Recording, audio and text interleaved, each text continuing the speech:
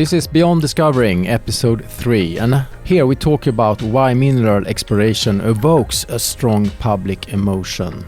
My name is Tomas Tränkner, and today we are going to talk about how people are affected by mineral exploration and the emotions it concerns and expectations that arise when prospecting enters a local community. We explore land use, trust, dialogue, and why social acceptance is essential for successful exploration. My co-host is Mathias Forss. Welcome, Mathias. Thank you very much. So, this topic, why it evokes so strong emotions. Why? Well, mineral exploration is an industry type where you need land access. And this is also then, of course, you go on someone else's properties in a way, someone else who owns the land, and there's a permitting process that maybe everyone is not aware about. There's also an uncertainty about a mix between what is mineral exploration and the mining aspect. And this is, I think, one of the reasons why landowners, for example, or authorities or local communities sometimes have a wrong understanding of what mineral exploration is all about. And mineral exploration is the goal is, of course, to find a mine, but we don't know that the exploration company has a vision or an idea that they need to test, and we need access to land to test the ideas. And it's also important to say that the effect is very dependent on where it is and what stage you are in, of course. Exactly, like we discussed here in the earlier episodes, different methods. So in an early stage, you are maybe having a larger area that you want to test out, and you have maybe lighter type of exploration methods that you're using. And if you find some indications on anomalies that you want to follow up on, you maybe move to other type of exploration methods, for example, drilling. But then also the access or the area that you are working on also becomes smaller. But let's talk about the landowner. The exploration company comes to the landowner, wants to drill and see if there is any minerals there. What can that person think about when you come there? Or when your colleagues come there? Well, when a mineral exploration company meets up with the landowners the first time, it depends a lot on where you are in the country, and if there's already a historical mineral exploration and mining within this area, or is this something new for the landowners, and also on the municipality level and for authorities. Are they familiar what mineral exploration is all about, what kind of equipment is used, and so on? But of course, regardless if they know or don't know what mineral exploration about, there's also concerns about the land and the value of my estate, possible disturbance, and maybe future use of this estate. And that is, in the exploration stage, it's really difficult for the exploration company to answer those questions, because they don't know themselves yet if it will become a mine or not, because there's not proof yet if the mineralization in the bedrock has an economic value or not. Everything gets down to uncertainty, and that creates skepticism about what to come, because they don't know.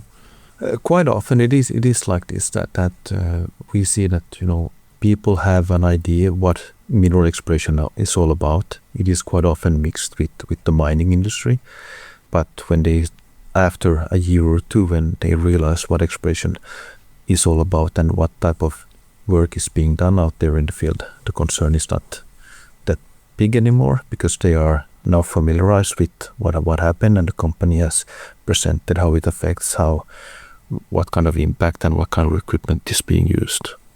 Sometimes you can hear on TV and media on protests against mineral exploration, but how can you deal with this? What are your ways to handle and to make sure it's possible to continue?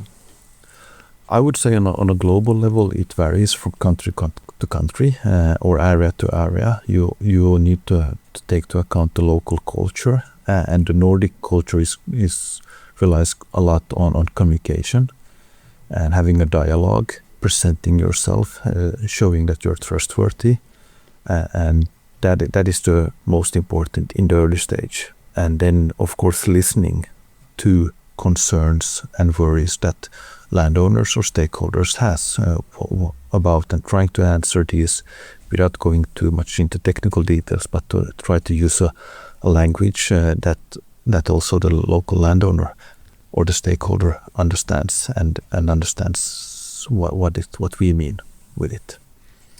Building trust locally, I think that's project by project, because that is also a really interesting area aspect, that many mineral exploration companies might have several different project areas, and version A for project A might not be working on project B because the landowners' structures and historical culture for these landowners is totally different. So you maybe need to have version B for these. Do you feel that in general, where you work, the acceptance or the when the reactions when you come and want to explore is good, or are people in general quite afraid of the exploration? People, as anyone, if there's something we don't know about, we are the first impression that maybe we are afraid or concerned, worried what it's all about is. But the more information we get, the more we also understand. And then I would say that the level of being afraid is also reduced in a way when you start to understand what it's all about.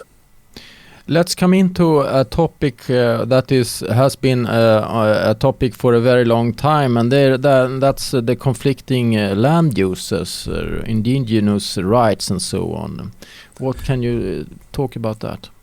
Mineral exploration, as mentioned, is an industry where you need to have access to land.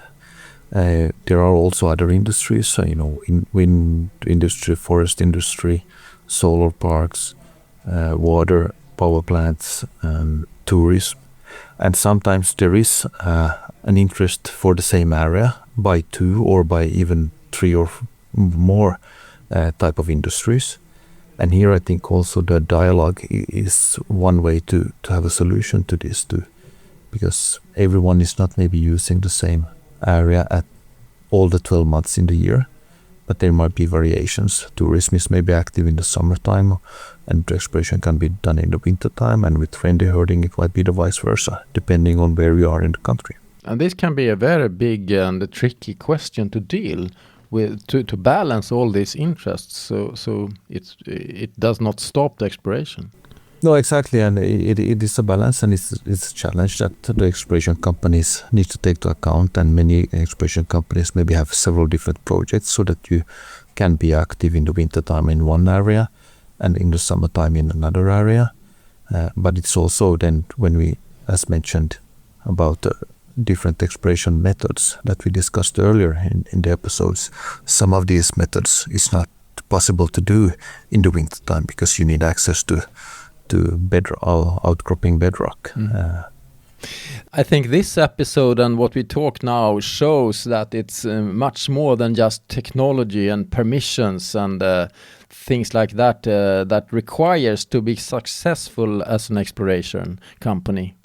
Exactly, and these are just the stakeholder landowner aspects, but then also the company itself needs to have the people in place and subcontractors to maybe conduct the exploration work or drilling so there's it's a big network that needs to be filled in before exploration work actually can happen. So the basic conclusion from this episode is that to be successful, you have to deal with the local people and respect them and listen to them and build good relations. It is true. I would say that successful exploration has three parts. You have the property and the geographical area where you are doing. You also need to have the people and the communication with both people within the company, of course, but also then externally as landowners and stakeholders and authorities. And then you need to be aware of the processes, how things actually work when it comes to different stages of exploration. Okay, Mathias, is there anything else you would like to add about this topic about why mineral exploration evokes such strong public emotions?